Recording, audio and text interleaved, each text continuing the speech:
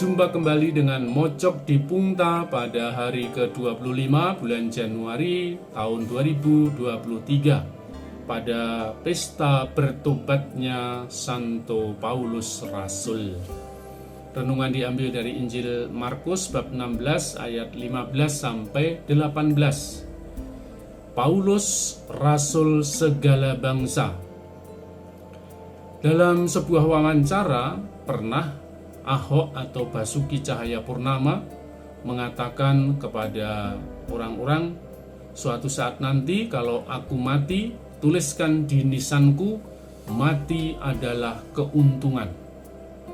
Ahok sedang mengutip kata-kata Santo Paulus, bagiku hidup adalah Kristus dan mati adalah keuntungan.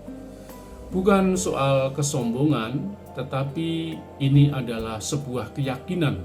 Ini adalah sebuah iman yang dipertanggungjawabkan, sehingga ia bangga karena telah menjalani hidup demi membela imannya.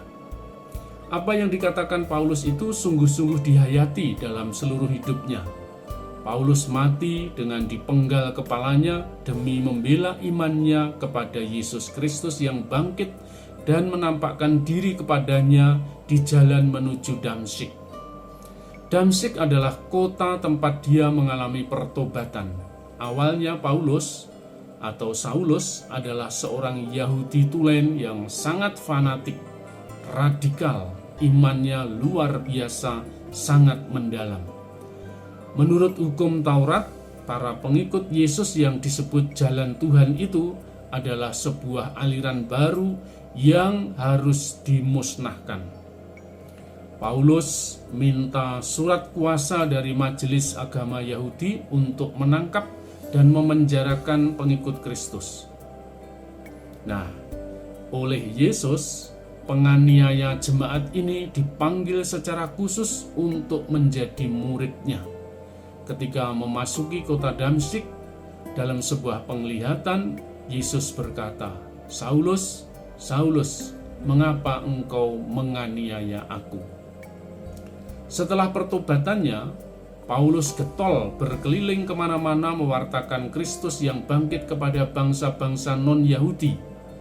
Keyakinannya kepada Taurat dianggapnya sebagai sampah setelah pengenalan akan Yesus Kristus. Keyakinan itu diwartakan kepada bangsa-bangsa lain di luar Yahudi. Maka dia berani berkata dengan bangga, bagiku hidup adalah Kristus dan mati adalah keuntungan.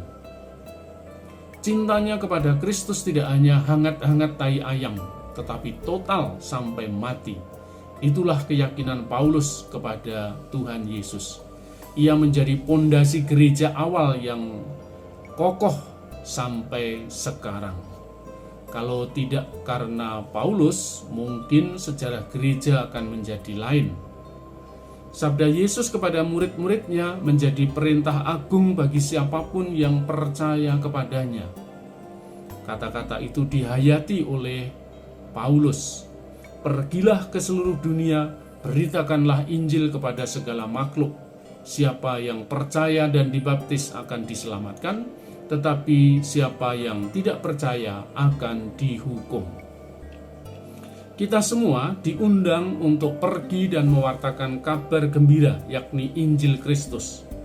Perintah ini diberikan kepada semua orang yang dibaptis tanpa terkecuali. Ada banyak cara untuk mewartakan Injil. Apapun peran dan fungsi kita, entah itu di keluarga, di masyarakat, di kantor, di sekolah, di pasar, di ladang, di jalan, dimanapun, kita bisa membawa warta sukacita kepada semua orang.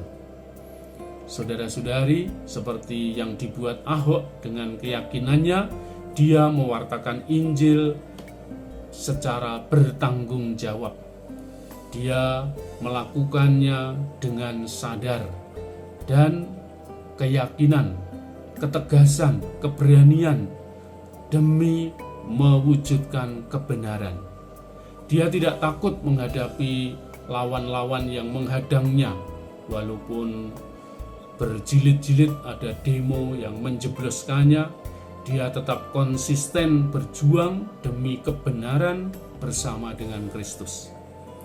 Maka dia dengan bangga minta ditulis di batu nisannya, mati adalah keuntungan. Seberapa dalam iman kita kepada Kristus? Beranikah kita bersaksi sebagaimana perintah Yesus kepada murid-muridnya, pergilah ke seluruh dunia dan beritakanlah Injil kepada segala makhluk? Kita semua dipanggil untuk mewartakan iman. Mari kita lakukan dengan peran kita masing-masing. Sekian, sampai jumpa, salam sehat, jangan lupa bahagia, berkah dalam.